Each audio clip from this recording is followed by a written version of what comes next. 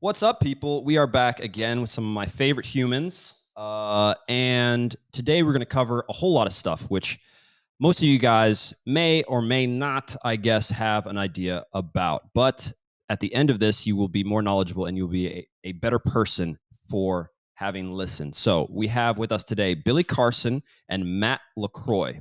So thanks to both of you guys for being here. Thank you. Yeah, thank you so much. It's an honor to talk to you two gentlemen. So we delved into a whole lot in our separate talks. They share some similarities. Obviously, we talked about consciousness, ancient history, and stuff like that.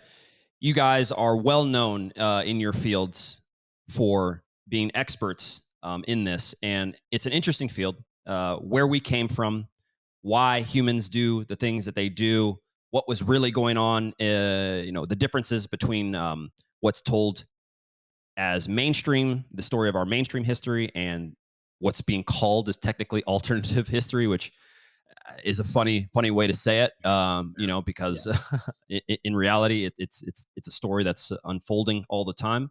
So I know you guys are working on a collaborative effort. So maybe if whichever one of you guys feels adept at kicking it off with letting us know what you guys are writing about, and then we'll take it from there. All right. Yeah, Matt has been really spearheading this whole thing. He even came up with the name for the book. And I'm actually a little bit behind him on my parts because I've been too busy running around doing all this other stuff and now just trying to catch up to where he's been because he's super efficient. He's been doing phenomenal. So I'll let Matt kick it off and then I'll fill in the blanks. So this whole thing got started about a year ago. Billy Carson came to visit me up in Portland, Maine, when I lived there. Of course, now I live in Colorado. And we had a great day just talking about ideas for projects. We actually didn't even really know that was going to happen, but through that mastermind conversation, collaborative talk, we really came to the idea of, hey, let's really do something together that we can reach a much larger audience, but also have our combined ideas and interests to a book that is something that has never been done before. We're attempting to create or recreate, I should say, the story of humanity, our story, how far back it goes, not Neanderthals and pre human Homo sapiens living in caves and knocking on sticks and rocks. What we're talking about here is when civilization began, when Homo sapiens all of a sudden appeared out of nowhere, and we find the lowering of astronomy and astrology and mathematics and agriculture and animal husbandry, and basically all the things that created civilization all emerged at once, all in a single time period in history. And so what we're trying to do is cover everything from the early Sumerian lineages of Mesopotamia through Atlantis and Lemuria, and talking all the way about the cataclysms of the Younger Dryas and how consciousness changed and how we fell from being a spiritual connected being of the cosmos to this materialistic, largely left brain controlled being that seems to be almost a shell of what its true self is. And we're going to try to recreate and at the same time preserve more ancient writings in any book in history. So this is going to even have more than my previous book, The Stage of Time. We are going all the way from tablets to Mayan readings to pyramid text, everything in between. So I'm really excited about where this is going and the direction it's going. And I know it's taking a little longer than some have hoped, but I like to think that truly great things take time, right, guys? Yeah, absolutely. Everything is in divine time, and it's going to be a remarkable book. I'm feeling it now that I'm getting deep into it. There's so many texts out there that people don't even know, exist. And as I was going back into doing my research, just for the writing of the book, I started coming across tablets that I had heard about, some that I had read so many years ago, some that I hadn't even known existed. Different versions of tablets as they were recopied over many thousands of years, talking about Sumerian tablets, papyruses from pre-dynastic Egypt. There's so much content that's available out there. So I'm really looking forward to helping to paint this picture, this timeline, so to speak, of the beginning until where we are right now. And also, we're going to try to create a specific type of a timeline piece that will be available in the book, but for a full size, which would probably be, 7-8 feet long. It'll be, somebody can probably order that separately to get the full layout of the timeline of humanity. It's going to be phenomenal. I'm really looking forward to this. I'm definitely one of those fans that's waiting. That's been there. I know you guys haven't put out a tape, but yeah, we're definitely ready. But however long it takes, like you said, greatness takes time, and there's so much within that I think is important for people. And like I mentioned, I think in both of our podcasts previously, a lot of the things that we try to do here is pull young guys generally into trying to figure out how they can use the information, the knowledge, and things, and why is this important? Because you guys are two men who have dedicated an enormous amount of time between traveling and books and reading ancient texts, and Matt's learning how to write Sumerian, and it's a phenomenal effort, right? You guys have to dedicate. It's no joke. And so the question has to be, once you get past your teen years, is why are you doing the things that you're doing, and what you hope to learn, from that. And so I kind of wanted to kick also portions of this off, and you guys can fill in the blanks here. But with the current events and things going on right now, consciousness and Afghanistan, and just the collective consciousness. I was having a discussion with somebody who was asking me if the law, let's say the secret, in a certain sense, this as you are within, so without. Does that really truly represent mankind, and does that truly represent what's going on, say, in Afghanistan? Are we to say that the consciousness at that certain place and within those people is causing that? It's a hard thing for someone to truly grasp, and so I'm curious if your guys's texts and knowledge, what does it speak about the relationship between consciousness, mankind, and do we have an effect on this world around us in that sense? Are we creating these things, and what that says? Well, I tend to think that we are creating it collectively. I think collective consciousness creates reality, even though we have a certain amount of control over our own reality tunnels. So there's a tunnel that we ourselves can control to a certain point, to a certain extent. And so within that tunnel, we have the hermetic principle of cause and effect, which, goes and is actually going to be talked about in some of my parts of the book. And so we're talking about decisions that you make, and every decision you make will have a consequence. Whether it's a good consequence or a bad consequence, that decision will have a consequence. And so when you're in this reality tunnel that you have access to, you're basically able to create ripples in space-time that will alter your own future reality in the third dimension based off of conscious intent, conscious thought, and energy that you put behind those thoughts and intents. And so that ripple goes out and takes things that are in what we call in physics superposition, multiple realities that can occur, and it kind of slams and isolates one particular reality and brings that into the tunnel where you are, and you are on a trajectory or a collision course directly with that based off of decisions you could have made 10 years ago, 20 years ago, 5 minutes ago, 100 years ago, 1 second ago. It varies as we are living in this moment by moment, third dimensional reality. And so collectively, though, as a global planet, we are all helping to create and manifest reality on this planet based off of what's going on in us, our internal thought, our consciousness, our ideologies, our belief systems, and all of that. And also the amount of fear that we're operating under, the PTSD that we're operating under, the depression that we're operating, all that comes into play with a global connective consciousness, just like the internet. And so you'll see the turmoil manifesting on particular parts of the planet based off of what's happening in the manifestation of the complete consciousness of the planet. It can isolate in different areas, but it doesn't mean particularly those people in those areas caused that trauma. It can be coming from all the collective consciousness. As if you're living in a house, and your house, for example, your office desk is all messy and it's trash, and your house is trash, and everything else is filthy, that's showing that inside of you filled up with so much trauma and chaos that there's nothing left on the inside, and it spills over to your outside world.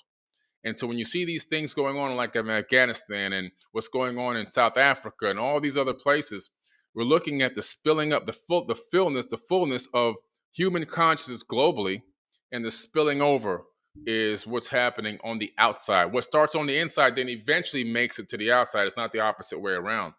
And so it shows us that we still have a lot more work to do. We still have to really tap into the global consciousness. We have to continue to wake people up, raise them up, and we have to continue to teach them about the ancient past, because all these things that are going on now are not new.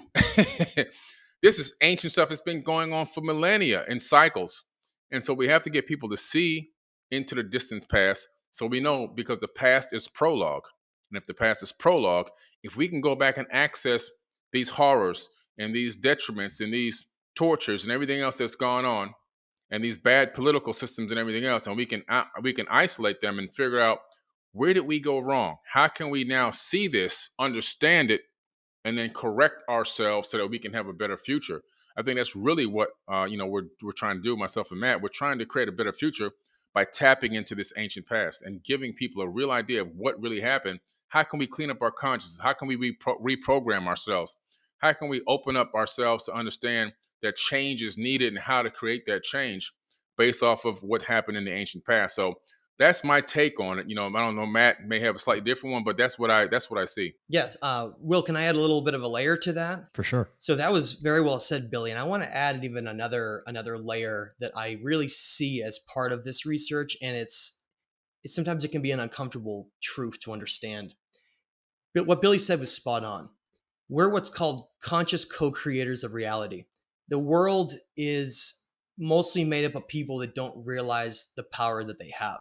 So essentially what happens is they allow the creating of that reality through consciousness through others. So others direct them. This is how I should feel. This is how I should think. Therefore, that's what I project. So the reality that's around us is almost somewhat of an illusion, because it's based largely on, well, the old paradigm of control through fear and manipulation, but it is eroding. It's eroding all around us. And I'm looking very positively towards the future, but there are things right now that need to be known. What's going on in the Middle East right now with Afghanistan is the same story in a similar sense in terms of what ISIS was used for. Not the goddess of Egypt, the terrorist group that was funded. There's a lot of evil still that rules our world. That doesn't mean that we just accept it and then allow it to continue. We accept it, but then we decide to make changes. We take back our creative responsibility on this planet and not let them do it. And what I mean by that is, when you trace all the dark money and origins, things that happen under the table at the CIA, Federal Reserve, the central bank, what you find is, unfortunately, a system of funding secretly either conflict through wars, or in some ways creating and fueling a terrorist organization. It really all goes back, and I'm not going to go down this hole too far, but it really goes back to everything from 9/11 to everything that happened with ISIS to everything that the Taliban are doing now. If you have an economy that's 70% based on the military funding, you have to have justification for that spending. Imagine if, let's say, we went through 10 years of no war, and then we had Senate hearings where they're looking at the budget and they're like, why are we still paying 70% of the GDP of the entire United States towards the military when we don't need to anymore? Mm-hmm. Well, to prevent that, and on many, many other levels, you essentially create conflict. But more importantly, you create a conflict in a very specific way that can be used as propaganda for fear. Yes, there's terrible things happening in Afghanistan. Yes, there are people suffering, and it's absolutely horrible. But the other thing we got to understand is it's part of us being controlled through fear and then allowing and almost pushing for military action. Okay, that's what this is, to restart the wheels of the military industrial complex. And we have to look at this and say, Afghanistan needs help with the people through all these organizations that can help them, but we don't need to go into war. There's other ways to resolve this, okay? The Taliban are being used as a tool. They're used as a tool for fear in the population, and they're being used as a tool for military intervention. So I have two things to that, which is clearly from behind the scenes, it's evident to a whole lot more people now and not just, I would say, the U.S. government, obviously, but many governments, they're backhanded deals and shadow deals to keep the military-industrial complex just moving along. It's clearly in their best interest, and it's clearly in the interest of them holding their power. And so, for most people, I think that even want to delve into that, it's well documented. That's not a conspiracy theory. We have all of these things, from false flag attacks to to simply just getting rid of leaders when they no longer are interested in doing what the government says. So it's evident that that's kind of where we are, and that is eroding, because you can see it's clear that a lot of people are having some issues believing anything that the government says, to the point that they don't believe anything anyone says anymore. So we swing completely over to that end. But I wanted to throw two things on you guys that you just mentioned. Matt, you mentioned that a lot of people don't understand the power that they have, and Billy, it's something that you actually said previously in the other podcast. So my question to you guys, first off, would be, how does one know the limit of their power?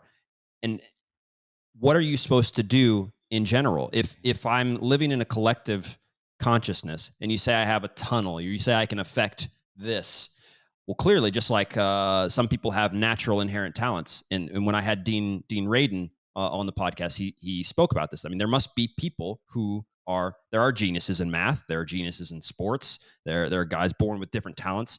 Are there some people among us who are the Michael Jordan of affecting their reality? And do we know who they are? Are they all celebrities or something like this? Or are these people who we don't know, and they're a monk somewhere, and they're simply enjoying helping the world through being peaceful and meditating, and knowing that they're making a difference, Right. And I think what does that Billy mean for the Carson's everyday person? I think Billy Carson's a start, because I think he's one of those people. Yeah. Thanks, man. So Appreciate perfect. it. Well, You can answer then. that's a big compliment. Wow.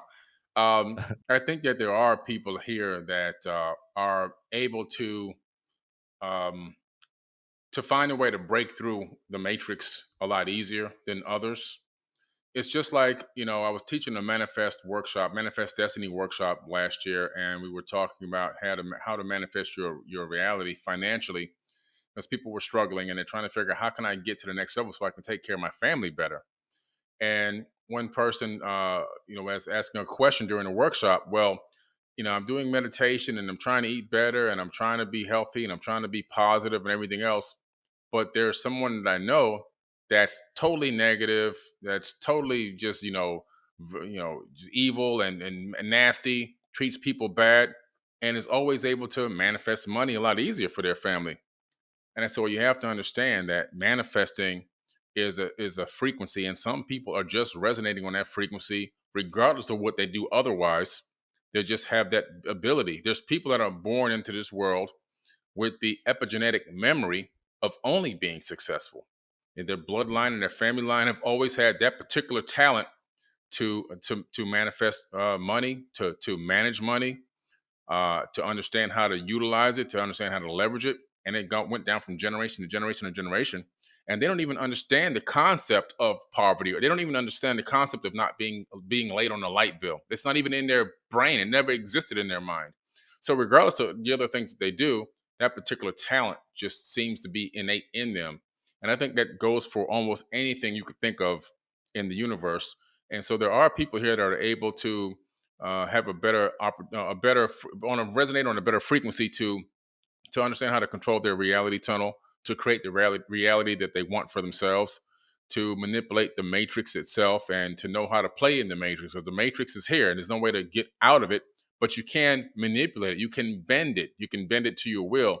And so I think that there are people here. And so some people who may not have that, or realize that they have that innate ability, it may take them a little bit more effort, a little bit more practice, more meditation, more affirmations, more positive mindset, more brain heart coherence, things like that, where they have to really check themselves on a consistent basis, and make sure that they're in alignment with themselves. And, just all these things that they'll have to do, maybe more than another person. When I want to manifest something, I can literally just focus on it, and it just comes into my reality. where somebody else, it may take them, a little bit more effort than me. And for whatever reason, it could just be that I'm on some particular frequency where these things just really easily flow to me. And somebody else may have to go through a process, more of a ritualistic type of a process to help bring that into their reality. But overall, I believe that everyone has the ability. We all have the ability to reprogram our DNA, which is really helping to bend that matrix code. Because if you say positive affirmations 3 times a day for 21 days, scientifically proven, peer reviewed science, you will reprogram, you will rewrite your DNA. We can also overcome the effect of epigenetic memories. Every person has 15 to 20 years, 15 to 20 generations of epigenetic memories from their ancestors in their bodies. Again, more peer-reviewed science. So what happened to my ancestors, throughout slavery and everything else, all that's inside of my body. The PTSD, the fear, the tortures, the pain, the anguish, and all that stuff is inside of me. And so that can cause people to have feelings of neglect, anxiety, depression, suicidal thoughts, and they can be like, my life is great, why am I feeling like this? It's in the epigenetics. And so again, positive affirmations, knowing how to align with your brain heart coherence and practicing that, and all the things that it takes to really work on yourself, become a master of self, will allow you to then be more effective in manifesting and manipulating your reality tunnel. But the people that don't know about this and they succumb to these emotions and these feelings and can't figure out where they came from and fall into deep depressions, which is so real, they end up becoming a victim of their own biology, and it holds them back in so many different ways. So it really becomes a part of educating yourself about yourself, who you are, how to reprogram yourself, how to maintain a high frequency vibration, operating in gratitude, operating in service to others, operating in meditation, healthy eating, exercise, grounding, getting out in nature and physically grounding with the earth, so you can take those negative ions into the body and you can get rid of that positive charge, so that you can become in more resonant frequency with the planet, which adds a lot of healing, takes away inflammation, takes away brain fog, makes you think better. All these things. So there's a huge list of things which I talk about in a lot of my classes to try to get people to become better, at being able to do these things. Yeah, I just wanted to add something to what Billy said there. That was really well said. Essentially, think of it as if we were like an antenna for a specific signal. That signal only could be obtained through a certain vibrational frequency. Okay, think of it that way. It's almost like if you have a radio and the radio is turned to the wrong station. Okay, and that wrong station would be like a lower vibrational frequency. As beings, if you like in the back here, this banner I have, we have chakra centers of energy up our spinal cord that represent the different levels of vibrational frequency that we are obtaining on a molecular level. That's the core of what we are. Like Billy said, you can alter your DNA. You actually can. You actually can alter your entire DNA structure by what he said, focusing on certain paths and goals, and then obtaining a certain health status within yourself so that your body can reflect the vibration you're trying to achieve. Someone who is unhealthy but still loves to read and do all this stuff is not going to be able to obtain that certain higher state unless they can actually get their body in that healthy state, not drinking the tap water with fluoride and chlorine in it, but going to get spring water, eating healthy foods, exercising, like Billy said, getting out and getting connected with nature, grounding yourself. Then start to work with things like you have to sit down and start meditating and understanding, getting to the higher states of your vibration that are non-materialistic, closing your eyes and tuning to a higher energetic state and then manifesting that in your life. It's very difficult. And one of the things that I remember when I started this whole process was I had called it holding your light, the light of higher consciousness, because holding it meant you have conversations with people that are like-minded like this, and you feel that higher state of energy from connecting and talking about this. And you may hold that awareness and that feeling for a certain amount of time, and then it's going to perhaps collapse. And you're going to fall back into a different state of energy, and you may start to recognize that. And the second you become aware of your energy changing, you can then focus on only having it be at that higher state. And as you do that, you become like a beacon or a lighthouse in the darkness to guide all the rest of them, because we have a resonant frequency field that can gets created around us that becomes larger and more influential based on the higher vibration we can obtain. That's why ancient monks in Tibet would go up on top of mountains and meditate and project their vibrational frequency and energy out into the world to try to raise up the rest of the humans there, because we have lived in such a history of misinformation and suppression and misrepresenting of what we really are, and understanding all of these gifts that we have, that most of society is living in that state of being almost asleep. And I don't blame them for that. It's a system of control. And it was, for me, on my personal journey, it was very difficult to break free of that.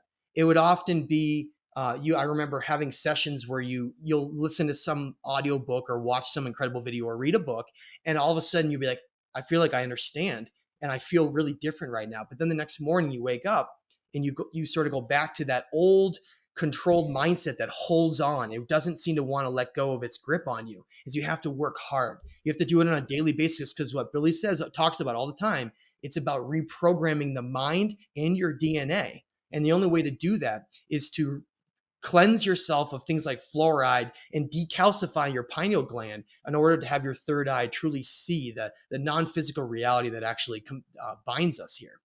We are physical beings that are spiritual in nature, but having a physical experience here. And we have to understand that everything is about experience and everyone is on a different level. But like Billy said, everyone has the potential in them to be those creators and to reach those higher states. Will, you asked in the very beginning, what is the higher state that person can achieve, and can everyone achieve that?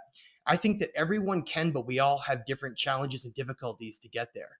Whether it's karma from past lives or traumas that stay within us that we need to take care of, we cannot move forward with energy unless we get rid of all those negative things that hold us back. It truly is like a cleanse of the mind and body. And I got to tell you, this road to get here, so many challenges and so difficult. You lose so many friends, you change and you meet new friends. Life can be very challenging, but in the end, this is truly what matters in this existence more than anything else. This is our purpose here, is to, once we move past the more primitive sides of our nature, we have to look at the bigger picture and understand that we are not animals on this planet. We're stewards of this earth. We're designed perfectly and specifically for the density and ratios of this terrestrial body to be in perfection here. So we have to remember that. And I think the last thing I just want to say is that there have been times all throughout history when great sages and masters have emerged in society. They look forward every year when they're trying to find the new Buddha, when not every year, but every time they have a transition. And it's because we live lifetime after lifetime in different bodies, but we're all those grand masters and sages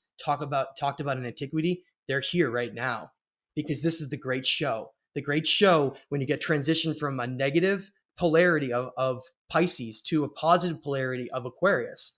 The more negative a time period is, it's always balanced by the more positive another one will be. So this is our time period when co-creators need to come together to create, to reach that next age. It's always been called the next golden age, and that's what we're heading towards. So I hope everybody remembers that, and all the great sages that are out there, this is the time right now.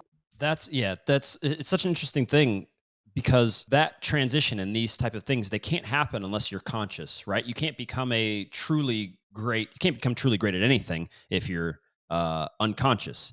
And so it's wildly important for people to understand how important it is, like you said, you can't overstate the importance of keeping a clean and disciplined and trying to discipline your mind in order to do that, because you will never know what sort of junk and things you're accepting from the outside. You won't even know what you have inside, right? Like from your own biology, if you can't stop to listen. So there's and it is a good thing to see, regardless of if mindfulness has become a buzzword in that sense for maybe some businesses and stuff like that. It's regardless, because we all know that if you just get people to meditate, and essentially if you get people to stop and just calm, that there will be good things happen. You will start to have an awareness, even if you set out to use mindfulness to go to the stock market, and that was your, it's just it really doesn't matter. At a certain point, that awareness will start to kick in. And so you guys touched on something a little bit, and I want to throw it just a little bit to history again with the idea of a collective consciousness. Do you guys believe truly, or is there evidence to suggest that there was a proper global society in the past? Because we're taught essentially that they're not. I mean, even the great civilizations, whenever they popped up, were essentially taught that they more or less they were there, then they fell out. And was there, according to you guys or what you've seen, ever a civilization or a time period in our past where these truths were understood and humanity was in that state? I mean, maybe not a true utopia, but something more elevated than where we're at now. Well, I think that there were definitely there's a lot of circumstantial evidence that we had achieved golden ages in the ancient past. One particular is the Atlantean civilization. I don't believe it was just a ringed circle city and that was Atlantis. I think Atlantis, in my opinion, was not even just a global civilization because there's evidence of these Atlanteans all over the planet. I think it was an interplanetary I don't want to civilization. interrupt you. Sorry to cut you off, but for the people that have no idea what Atlantis Yeah. is, Okay. could you could you throw it? Could you Yeah. throw it to? Well, Atlantis is a super ancient civilization, deep, deep antiquity of beings that came to this planet, in my opinion, from what I've read so far.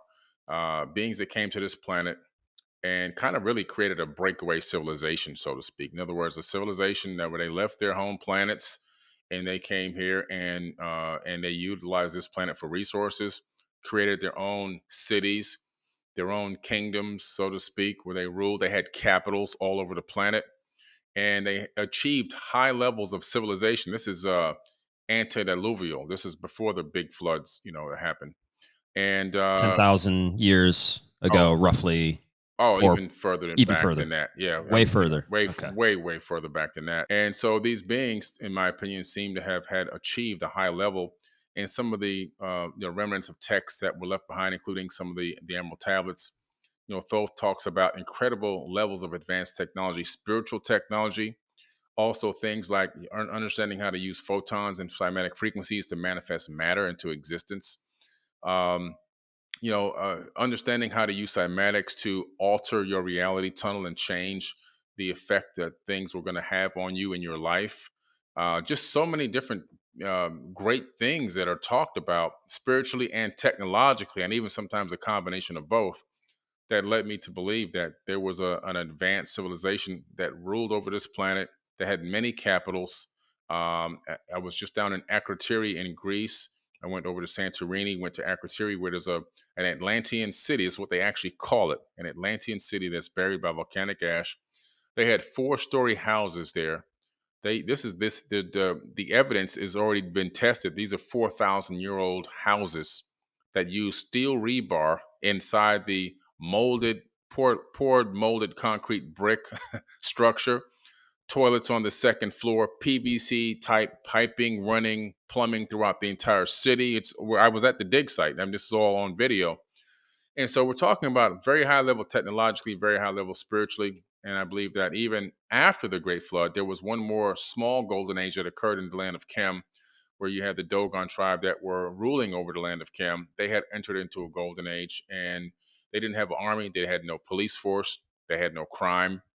And then, unfortunately, though, they were that was like a beacon for some people, and said, "You're going to take this over," and they took it over, and then they ended up migrating out to Mali, Africa. But there have been smaller golden ages that have cropped up, but I think there was once a massive global golden age. Yeah, can I expand on that really Oh, quickly? please, yeah, please. So, the more that I've studied the ancient indigenous cultures of Peru and Bolivia, looking at the discussions that come out of when you talk to those people and you look at the evidence of locations like Tiwanaku and Pumapunku, these strange sites of H blocks and perfectly laser cut stones with these giant gateways, what they talk about is that there was once two continents that no longer exist on the planet.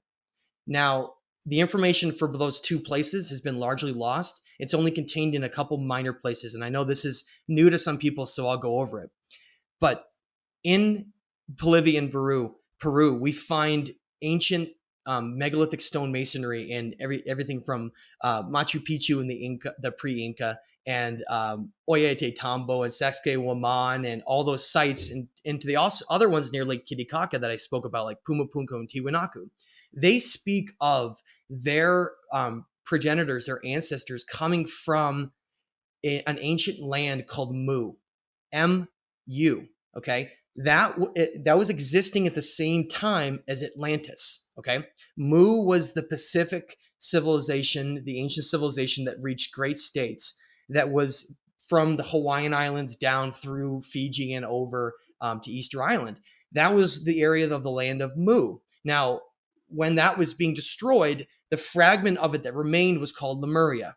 That's what all those ancient stories that come from Hawaii all the way down through Tonga and all the way over to South America, there was an advanced civilization that lived there. At the same time, in the Atlantis, we find through Plato's writing of the Timaeus and Critias that those stories were carried down from an ancient politician named Solon. Solon was a Greek politician who traveled to Egypt, one of the first Westerners to ever go to Egypt, and he met with the priests and the high priests of Egypt at that time, and they told him a great story. They said that their ancestors that created all of Egypt and the pyramids, known as the region of Kem that Billy mentioned, was a breakaway group that came from Atlantis, and that before them was another continent that was west of the Pillars of Hercules, the Straits of Gibraltar, in the mid-Atlantic, right where the ridge is, where all the earthquakes and things can happen. There was another subcontinent there called Atlantis, and it had two capital cities, Poseidon and Atlas. And those two cities ruled this continent. Now, here's what's interesting. I want to connect all of this.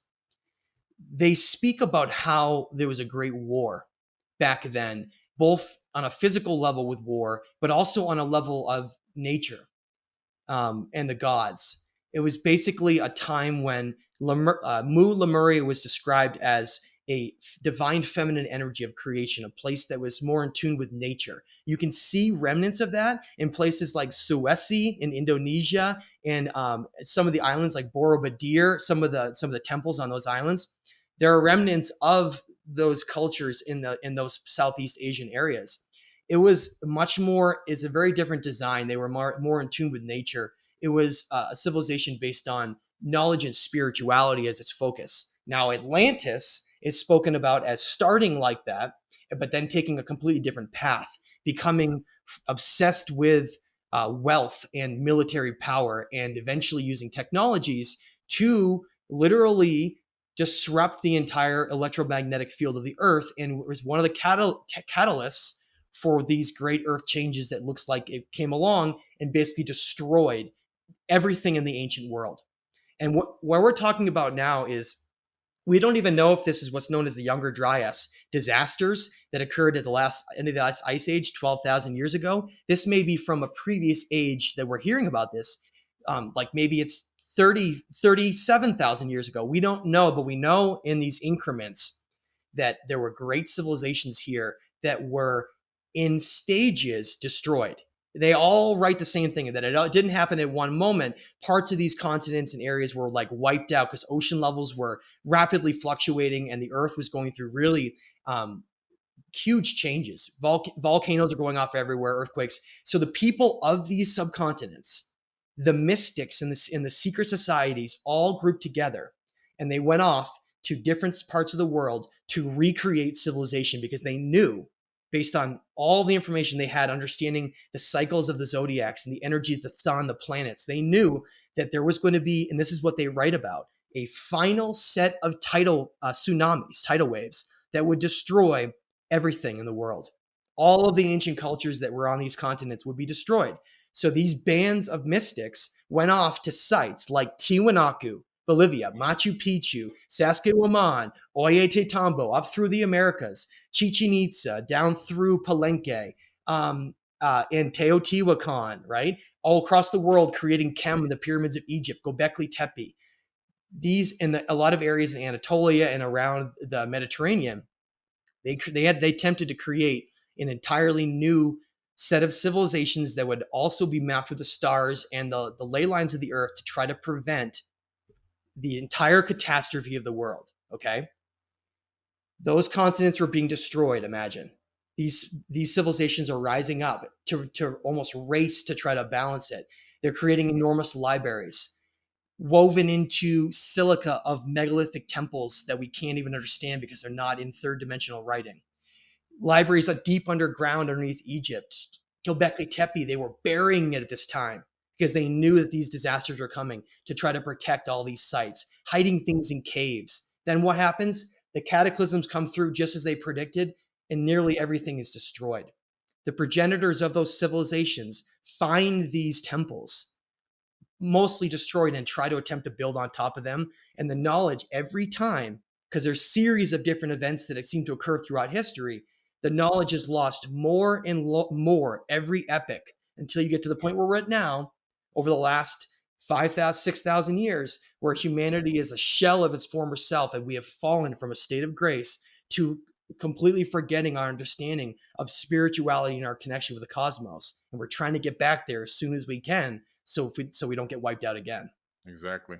Perfectly said. Yeah, and I've always wondered though for that to be for that to have happened, and for us to have at least some shards of the truth of these great civilizations that existed. You know, we don't understand necessarily how the pyramids are built. I guess depending on who you ask, right? Some people will just say, "Oh, well, they just carried it like this, that, and the other." You know, but there are a whole ton of megalithic structures all over the earth that we really cannot truly understand, or we're not supposed to, because the civilizations that were there at that time, they're also painting them maybe as nomadic cultures, with spears, just kind of hunting, and then they just happen to know how to build, maybe something Yeah, right. Yeah. Exquisite. Yeah. So you mentioned spiritual technology, and this is something that I've always been curious about. Some of the smartest minds in the world I know are constantly trying to come up with new things. And if they have an understanding of this knowledge, then whether they're in the government or in a private sector, they must be trying to come up with these things based on the texts and things. So my question is, what is it? What did those previous civilizations have that was so far off? Because even 100 years ago, our phones, and the fact that we're having this conversation is magic, right? To them, we can't possibly even understand what a spiritual. I mean, the word spiritual technology, I don't even know that I've ever heard that. For someone to even understand it, I guess it could look like attaching something to your brain is what we would. We're so materialistic in that sense. That's what it is, and it's here. This is the seat of our consciousness. But what is that? What would that be? Do you guys have any understanding of what possibly even like daily life was like for them, and what we are trying to create here that is allowing people to tap into things? Yeah, absolutely. So we're talking about mastering coherent thought waves. And so we know that every thought that we think, including every thought that everyone's thinking right now watching this show, is creating a wave of light that actually penetrates out of the skull. And so this is why we know that the Akashic records and the book of life is real, because every thought that was ever thought about from every sentient being in the entire universe exists in space-time, just like the radio waves from I Love Lucy from the 1960s are still floating through space right now. And if you have the right machinery, you can pick up that frequency. So now what's interesting about our light waves is I'm thinking a thought, it leaves my skull. And we know this because if I put a cap on you with sensors on it, I can send that light wave to a computer and I can analyze it on a computer system. So that light wave that leaves your skull is encoded with information. Each one of those waves of frequency waves, we can't see the lights because human beings can only see 1% of the light wave frequency. But those light waves are there. They're waves of light, and they're encoded with information data. Once you can master your coherent thought wave patterns, and then you create technology that receives those coherent thought waves, like if you're driving a car, you don't have to drive the car with your hands and your eyes, wait for visual input and then manual control. You can think where you're going, and you can control the vehicle from thought. You can control the airplane or the spaceship or whatever you're flying, the vessel you're traveling in, from coherent thought waves.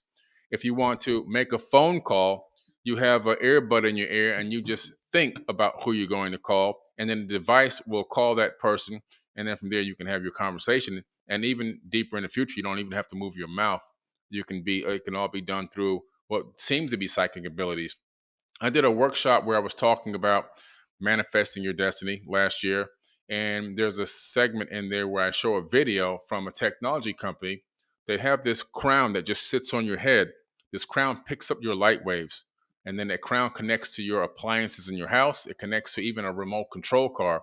And so through coherent thought, you're able to move this remote control car around and backwards and forwards and turning left and right, all based off thought. You can activate a refrigerator, you can activate a microwave, you can activate, turn on and off lights by thinking.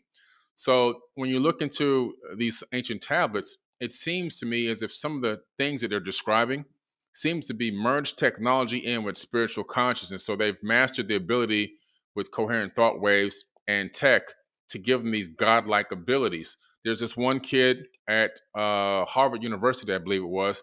He invented a device that sits over your ear and is tapped into this bone right here so that you can send and receive sound waves without anybody else hearing it, instead of going in the ear, right through the bone.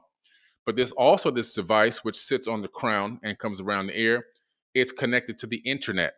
So if you ask him a question, he then thinks of the question and queries it to Google virtually from conscious, coherent thought. And then the answer comes back to the bone and transfers the information that he can hear in his head, and he can spit back to you what the answer is. I don't care what you ask him. Whatever's available on the internet, he can give you the answer. Now imagine that it is 100 years ago, 200 years ago, 500 years ago, maybe even now today, you don't know this technology exists. You're going to think this guy is God, right? He knows everything. You can ask him, "How do I do surgery on a kidney or whatever?" I mean, this guy's going to give you the answer. And so that type of ability gave these beings this godlike power. Or, we thought it was godlike power, but they just really had advanced knowledge and advanced technology. They had the spiritual technology. They were connected to these systems through coherent thought waves, and they even understood cymatics to the ability to the point where they can even manifest solid matter. And so that all that to us seems godlike, but in true reality, it's just understanding how to manipulate space, time, the ether, and conscious light waves and cymatics. Yeah, and let me just add something to that. Absolutely, Billy. We used to have a lot of gifts and talents that we've forgotten. That fall Absolutely. that I mentioned after all of these catastrophes have brought us down to the level we're at. That knowledge of how to obtain all those states and do all those things was largely lost. And so we are like children. We're like the children of men, right? A great movie. That just don't really seem to understand what we really are or what we can do to manipulate the forces of nature. Remember, if you think about where we came from, I just did a great show this morning before this on Eridu and the importance of Eridu. We were created there, according to the tablets, to be in the image of the gods. In Sumer, they called them the Anus or Anunnaki or Anuna, and we were created in their image of perfection. We are a god that exists in a physical form as like an experiment to really see where this could go. And it's been interesting how the experiment's gone so far. But in essence, we had gifts and abilities that we have lost largely now. We used to have, you look at the King's List and all the different tablets, humans used to live a lot longer. Humans used to have abilities like telekinesis and various abilities that we lost now. But one of the things they understood was their role in the universe in material matter. So when you look at sites like, let's give an example, Baalbek, Lebanon, there's a block there called the Trilithon that weighs 1,100 tons. It would essentially be like the size of a small school building or like maybe 20 SUVs, or 20 trucks, I should say, 18 wheelers. It's enormous. It is so enormous that today we aren't even sure we could even move it. Cranes can only have a certain maximum weight ability of 500 tons, say, is the common. So when we're looking at these blocks and we're just saying, oh, they easily could have built that. Well, or moved it. Well, how? Well, then you go from that site to Egypt in places like the Valley Temple, and you see blocks that are over 100 tons. And then you go across the world to Peru and Bolivia, and you see these insane blocks that are put up way up on these huge walls that are essentially hundreds of tons, perfectly carved, moved in these positions that are so precise that we can't even mimic it today. So how did they do that? How do they do that stuff? Well, there's an interesting place in Florida called Coral Castle that was constructed by a mysterious man who seems to have figured out, using a combination of Nikola Tesla's work and the ancient science of what they used to do. And he mysteriously moved all these giant limestone blocks into position, and nobody knows how he did it. People that have supposedly saw him say he did it alone, and he did it through some kind of a chanting of his voice and a certain intention. And some people watching this will be like, "Whoa, what are you talking about?" Well, again, gets back to the idea that we are much greater than we have been made to believe, and we currently believe. Back then, the ancients had other gifts that we've lost now, but we can still get those back. But it's one of those things that takes time for us to change our genetics back and get back to that other place that we used to be in. Well, so what do they do? Well, I see it as two different ways that they built these. One, there were literally demigods here that were the direct bloodline descendants of the original beings that created us that were truly magical. And I mean that with a K at the end. They literally were called gods because they could manipulate the forces of nature. And this is what I've come to after really trying to figure this out. They could literally control the forces of nature, and they could just move the block with their mind wherever they wanted. Boom. Then there were other sages and mystics that came below them who are like people like us, but they still had the understanding and abilities. And so they could potentially move some things, but it was more focused, it seems like, on this organizational of mentally focusing their mind to do it, and perhaps through like chanting certain deep sounds used in a certain focus of that energy it's been shown in labs to like move objects. So the science is there, but it's in a completely different direction than conventional thinking is, where you have a crane and it's just manual force labor moving something. So there was literally magic that existed back in the day, and that was because you had their Hermetic law of correspondence, as above, so below. They mirrored the temples across the earth, right? Giza, Teotihuacan, right up through, like I was talking about with Eridu and Göbekli Tepe and sites around the world, were literally mirrors of constellations in the heavens. And when you did that, you obtained the energy of the cosmos to create literally a world of energy and magic here. And that when all those temples were destroyed, that connection was canceled, and we lost all of that, right? The ladder to heaven was withdrawn, and we basically had to start over again. But that's really what we're talking about, is these abilities that used to exist that could come back again if we just would listen to the wisdom of the ancients. Right. Absolutely, Matt. Absolutely. The story of Coral Castle is a fascinating one also, by the way. So for anybody who hasn't heard that, from what I can remember just off the top of my head, either his wife or someone who had broken up with him, he built the entire complex as a dedication to someone, I believe. And it's not understood exactly. You can still go there today. Yeah, I've been there. And if I remember correctly, just mentioning what you said about the cranes, I believe there was a swinging door to Coral Castle that he had somehow managed to get a massive stone door that anyone, like a kid, could just come up and push. But it eroded or it broke sometime after he'd passed, and we can't fix it.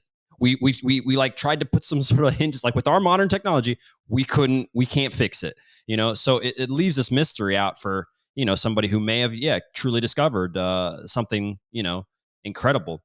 But I want to just move to touching on, I listened to another podcast that was talking about the benefits of sleep, and they went down an interesting tangent when they started to talk about how they feel as if humans are losing their touch to sleep and what sleep does for us, and meditation and connection to nature and the other world.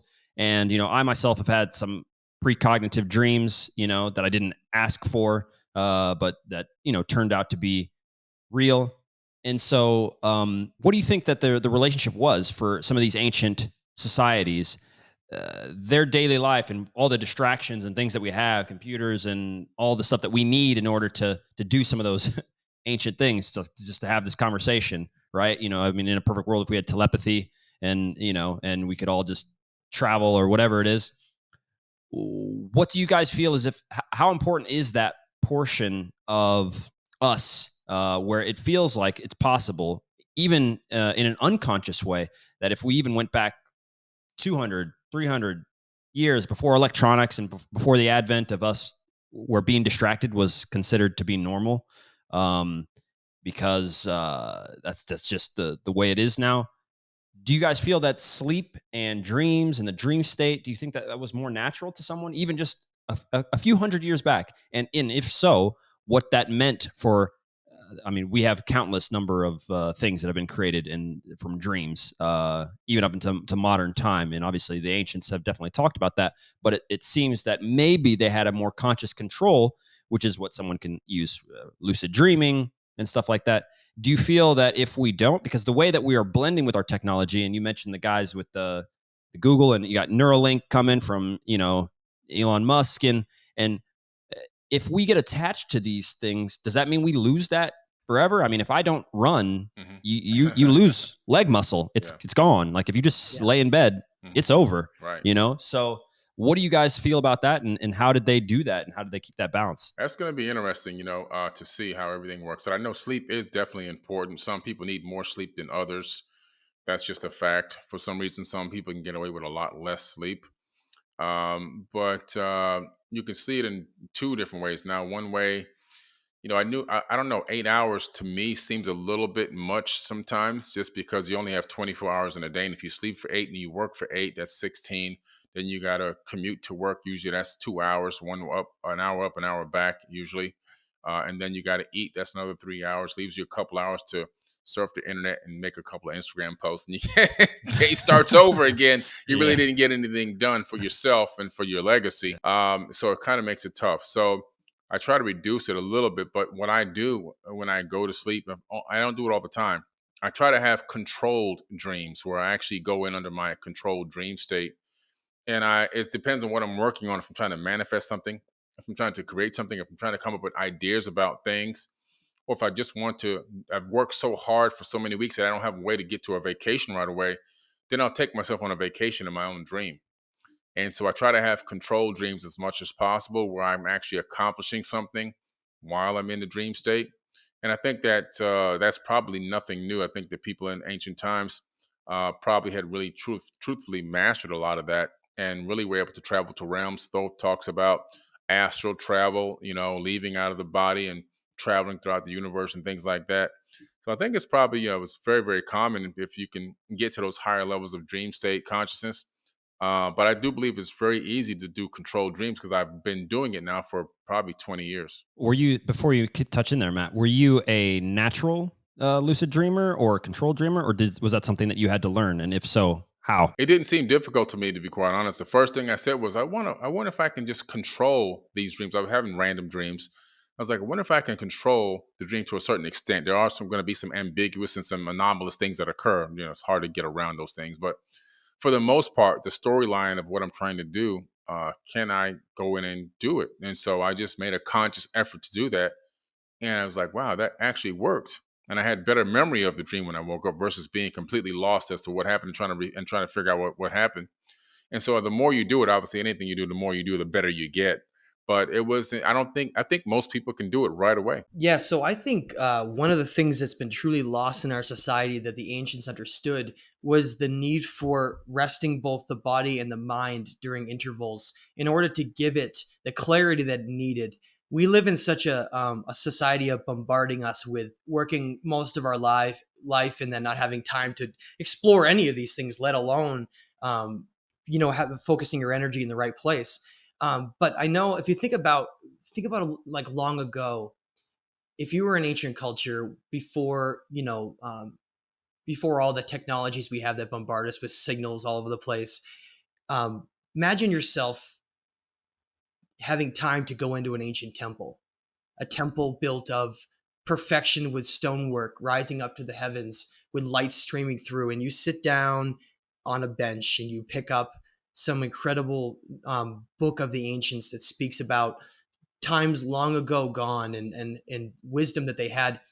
That environment is a significant part towards understanding that information and being able to raise your conscious level, because you're able to focus in the perfect setting and environment. Focus your mind on that energy of that temple and looking at that book and that earth energy connected to the ground and all those things. And the people back then were not bombarded by all these signals that we have today. You drive down the road, everyone's Wi-Fi signals hitting you as you go by, disrupting those neural energetic links to your higher consciousness. You're tapping yourself immediately into watching TV or on a computer screen, and we are losing connection with what we need the most to bring us back, and that's the earth and quiet and being in tune with the stars and going out in some night where the light pollution is gone and really seeing the wisdom of the cosmos coming into you, like that antenna that I spoke about. We have to remember that this society that we exist in is bombarding us with these signals and these things, and it's having a great effect on our ability to be a spiritual being. It's causing us to just be like an Elon Musk hybrid AI being. And it's very, very dangerous, in my opinion. We can use technology for incredible things like these great conversations with all over the world with us sitting here at the same moment, but seamless.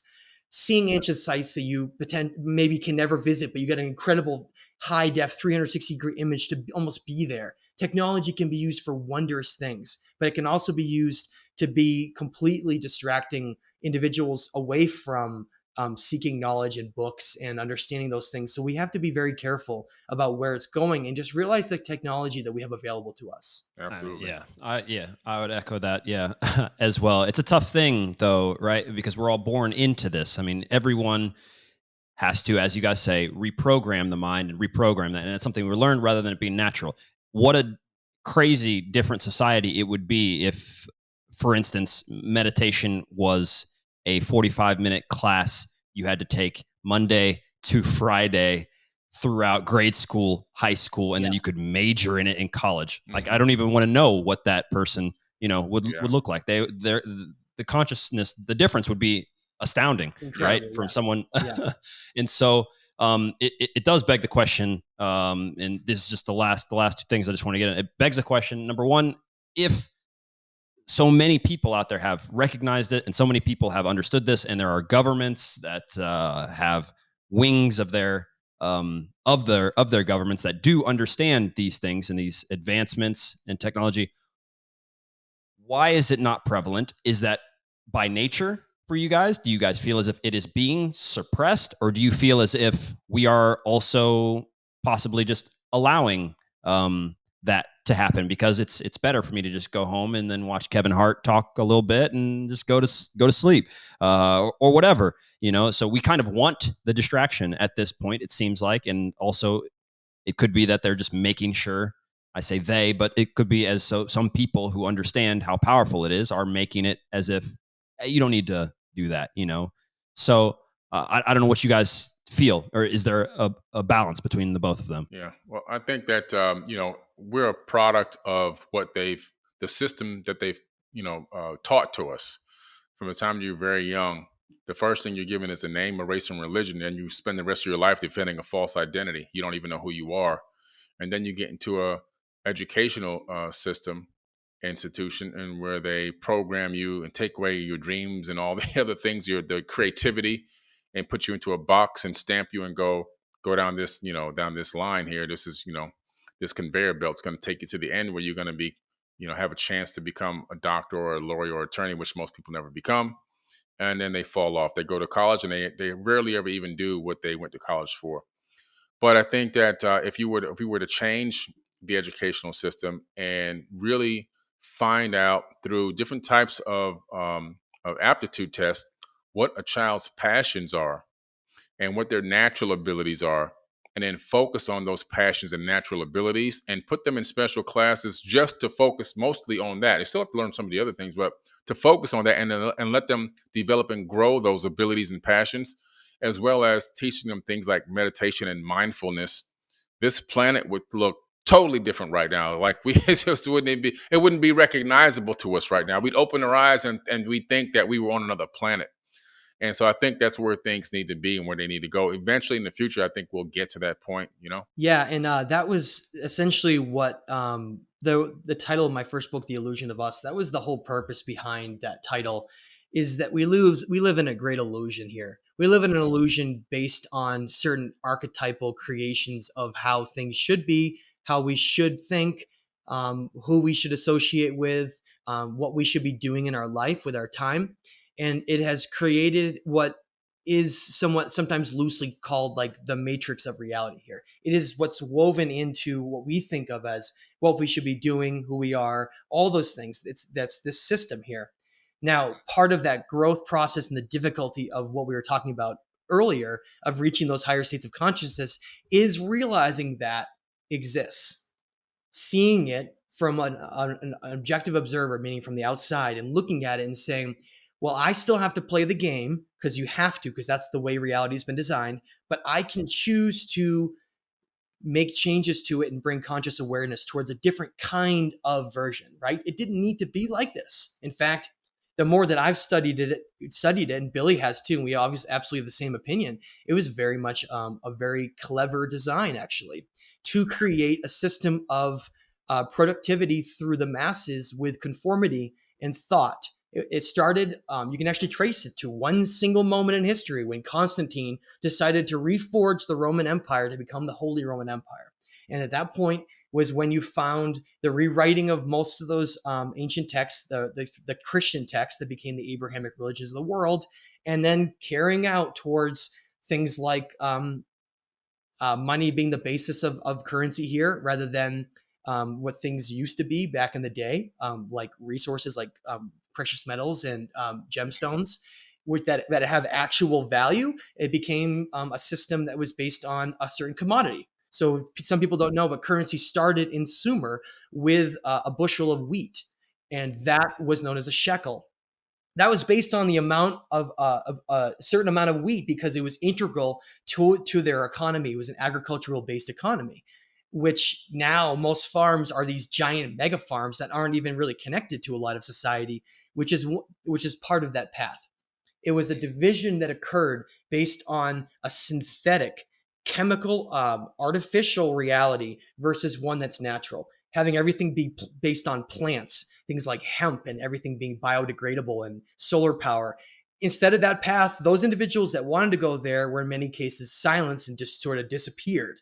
And then the others, the powerful organizations of the pharmaceutical industry and the banking industry, and those individuals on that side largely took control of the direction that we would go. And that's why we ended up in such a technological society that's not based on spirituality, that's based on just being a productive drone, not someone like Billy said, where this child of wonder and imagination that's fascinated by something that can contribute in a certain way, instead of being guided with that mentality, it's more of a conformed mentality that destroys those imaginatory areas and just says, look, if you can master this doctrine and get it all right and memorize it, then you can become this and become this and successful. And if you don't, and you don't want to go along with this, well, society through the hierarchy system of schooling and the rest of society will sort of shun you into a corner until you do. And that's where we find ourselves right now. But that's changing. More and more individuals all the time are banding together and realizing this common ancient wisdom that we used to have of who we are and who we were. And it's starting, that system is eroding. It's like a conflict right now of this path that we have right now continuing, and this alternate path literally going like side by side right now. And this collective consciousness society, through the war of information, is fighting for us to choose one path or another.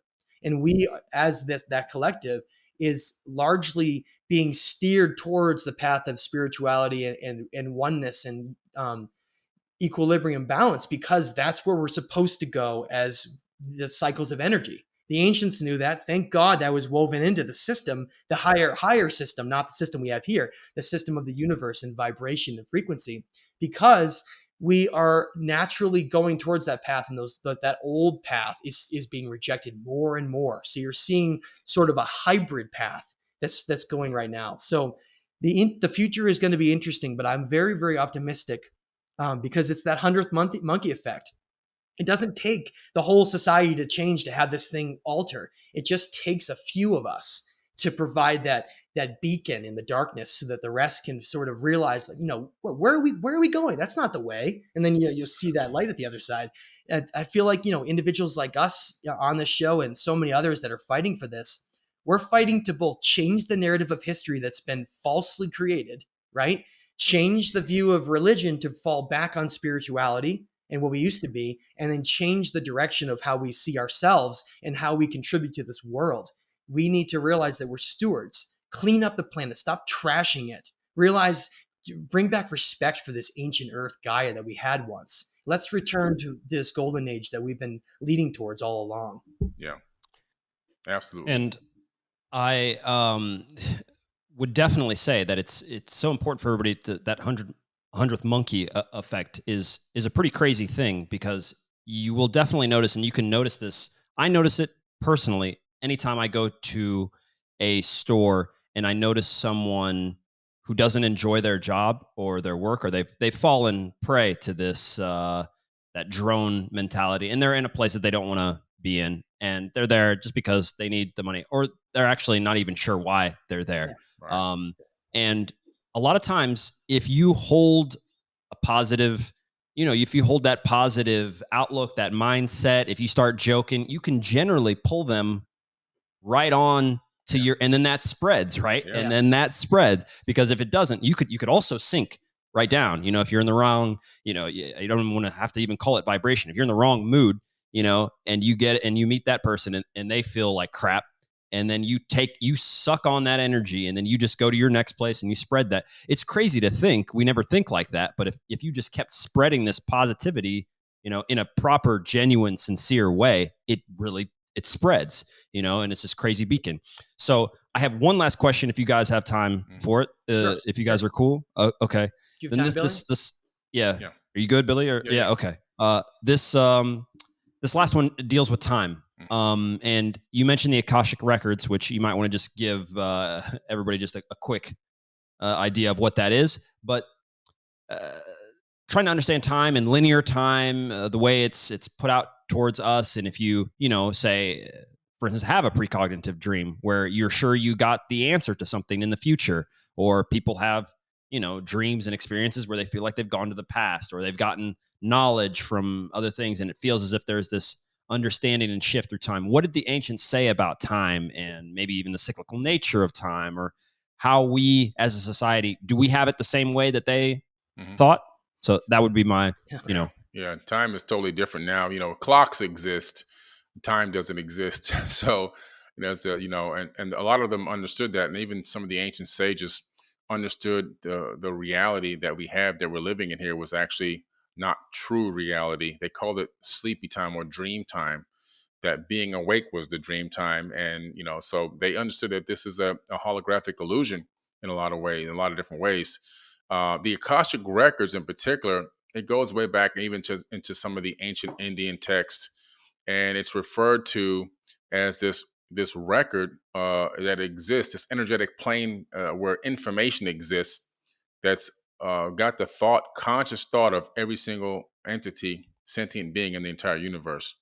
Every thought wave exists there and is stored there in this gigantic, energetic computational computer system, if you want to call it that, just to make it, give it an easy way to see it. And so this Akashic record has spelled out everything that you have done, everything that you will do, and everything that you, are doing now, because time is basically, it doesn't exist. So the past, present, and future happen all at once in higher dimensions. So all the information about yourself and what you've done and going to do and are doing is in the Akashic record. Thoth calls it the Book of Life, and that made it into the biblical text. Obviously, religious texts call it the Book of Life, but the Akashic record and the Book of Life, to me, same exact thing. And so it's likened to, really, what I was saying earlier, is that everything that's happening is energetic in this entire realm.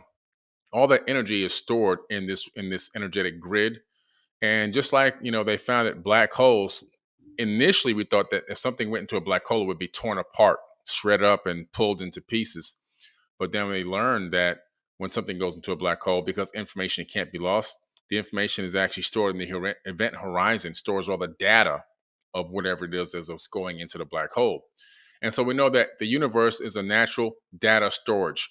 So again, as above, so below. We've got USB drives. That's just a below of the massive above. All we do is replicate what already exists on higher planes of existence. And so that's what the Akashic Record is. It's a storage medium for information about everything, about every sentient being in the entire universe. And I do believe that the ancients knew that time was an illusion, that the way that we perceive time now has become so mechanical. And we've got to go to this meeting. I'm looking at my clock. I've got to get to another podcast right after this one. And I'm trying to calculate what I've got to do after that. So we're on this mechanical system, and we're on this system where we kind of really become slaves to time, unfortunately. But I think that back in the ancient times, the way that everything was set up, everything was more set back, laid back, and destinies were ordained and things like that. It was a much different way of perceiving time back then. Yeah, exactly. It's interesting because we see things in often such a linear way, right? I did this yesterday, and I'm going to do this tomorrow. But like Billy said, that's actually a third dimensional, linear way to look at things. Most of what takes up the multiverse, right, which means the layered universe of possibilities, is made up of non-physical things. It's energy. It's, like Billy said, the storage of all thoughts, everything that's ever been discussed. And someone thinks, "Oh, I just came up with something." No, that term that that some people know is called "nothing new under the sun." The ancients once said that everything that we think we're discovering has already been thought, and that it's all already existing because time is an illusion, and that everything is a giant circle. Okay, and what that means is if you start to get out into dimensional thinking and you start to think in a higher way, right? You start to think about realms and spaces that exist beyond the what's called the five senses linear world that we see in front of us, right? We have five senses, we see seven colors in the visible light spectrum, but there's so much else out there that we can't perceive. And one of those things are things like dimensions. So what happens when you move from a third dimensional thinking? So if you go into a meditation session and you're deep in there and you're surrounded by crystals and you get into a deep thought and you feel that you are no longer just your physical body, but you are just like an orb of consciousness that is non-physical, like your spirit. Okay, you've now broken out of the third dimension, and you're now in the fourth dimension, fifth dimension, with the sixth being what perhaps is the highest that as humans currently in our form we can achieve. And what happens is the further you go out of the third dimension, the more time becomes an illusion and disappears. It becomes what's called instantaneous time, meaning that all that matters, the past actually doesn't matter at all. The future doesn't matter. It's only the moment. They realize that the moment you're in is the only thing that exists. So the way that they would reflect time in a place like Göbekli Tepe in Turkey is they would only track time based on basically the wobble of the earth, known as the equinoxes. Okay, the shifts that occur when the earth is wobbling on its axis, which constellations it faces for a 2100 year period. That was time for them. So they were called them ages, right? And they knew that they were in this age, and then this age would come, and each of those ages would be a cyclical nature of polarity. It would be a dualistic nature. So every age would go from a positive to a negative and vice versa. And they knew that.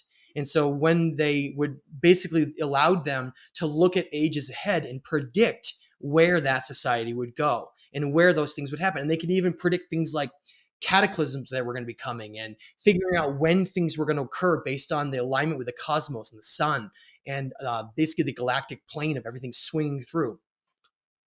They understood all of that, and they basically created time capsule libraries that reflected certain moments in time when things happened. when civilization arose. And those libraries were all moved underground into ancient libraries. And like I mentioned before, one of the newest theories that is being talked about is why this obsession with the ancient people over giant granite blocks made of silica quartz. Most of granite is actually a high quartz silica content.